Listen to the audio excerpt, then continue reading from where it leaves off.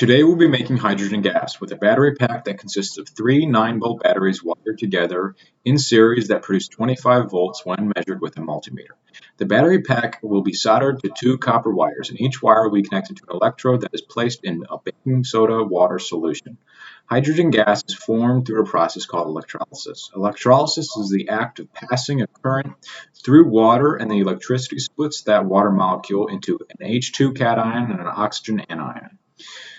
Begin by measuring out 1 cup of water. Next, add 2 tablespoons of baking soda. Then insert one of the electrodes into the side of the plastic cup.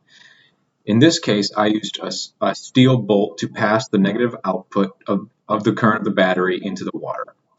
Pour the baking soda water mixture into the plastic cup.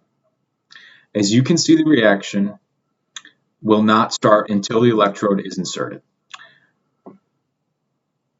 My positive electrode is a metal file, and I had it lying around.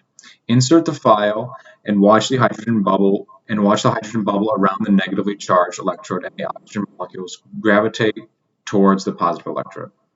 The baking soda in this experiment is used as an electrolyte to allow the electricity to easily pass through the water. As the reaction progresses, hydrogen gas is released out of the top of the cup and collected into a bag. Since I did not have access to a nanometer, I could not give the exact measurement of the amount of hydrogen gas that was produced. However, 2 tablespoons or 28 grams of baking soda was used, and 128 grams of water was added. The reaction will produce 14.33 grams of hydrogen gas. Because the oxygen gas has a higher molecular weight than the water molecules, all of the oxygen migrates to the positive electrode.